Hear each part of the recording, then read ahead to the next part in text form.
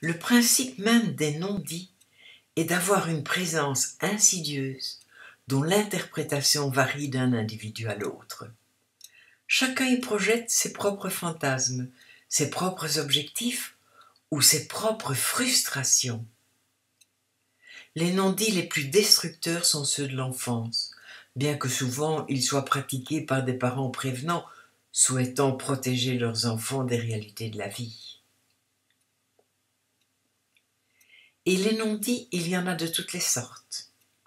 La maladie d'un des parents, le divorce des parents, l'arrivée d'un autre enfant, la perte d'un emploi et tout ce qui en découle, la légitimité d'un enfant, son adoption, le suicide d'un parent, une maladie honteuse, un avortement.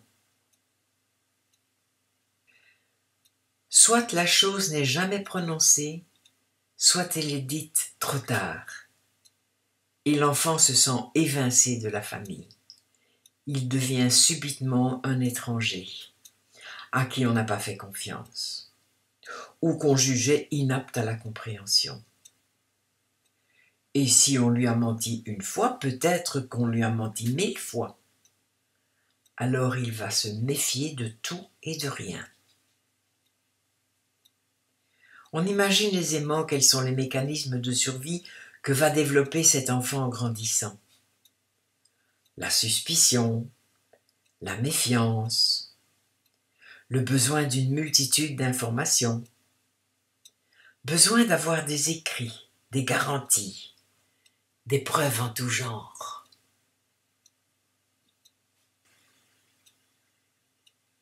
La remédiation que je vous propose est de rejouer la scène, comme nous l'avons fait pour l'article 52, mais cette fois en impliquant la personne responsable du non-dit et en lui apportant les ressources nécessaires.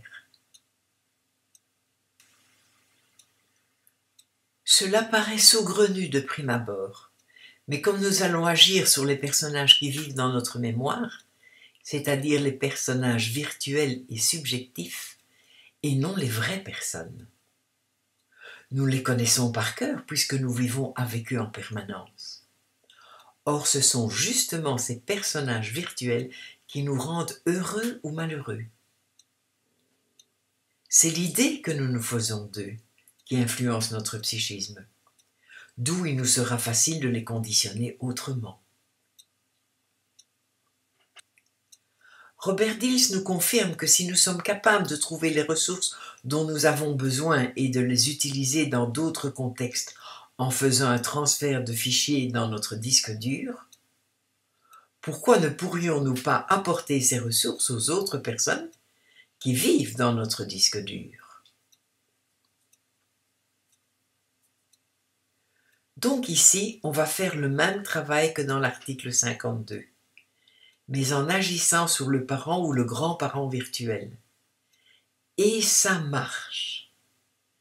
Car la programmation chez un enfant implique souvent la modélisation d'un personnage important de sa vie.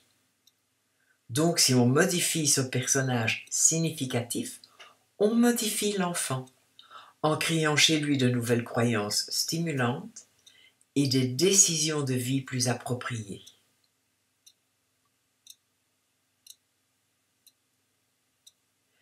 Si vous manifestez des comportements récurrents de méfiance, de suspicion, si vous avez peur d'être grugé, trahi, jugé incapable de comprendre, si vous avez le sentiment qu'on évite de vous parler de certaines choses ou qu'on fait des messes basses en votre absence, alors cette application est pour vous. Pour terminer, j'aimerais partager avec vous l'histoire de cette petite fille élevée par sa grand-mère, avec laquelle elle entretenait une relation symbiotique, et qui avait cru bon de faire un minuscule non-dit pour ne pas la perturber. 40 ans plus tard, cette personne d'origine germanophone s'est retrouvée dans mon groupe de développement. Et lorsque j'utilisais un mot qu'elle ne connaissait pas, elle restait bloquée, en arrêt sur image, et devenait sourde aux 2 phrases suivantes.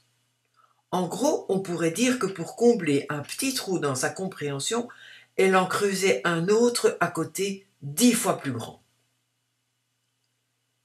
Le phénomène était tellement présent que je lui ai proposé un travail de régression pour conscientiser le souvenir qui avait dû installer cette programmation dans son enfance.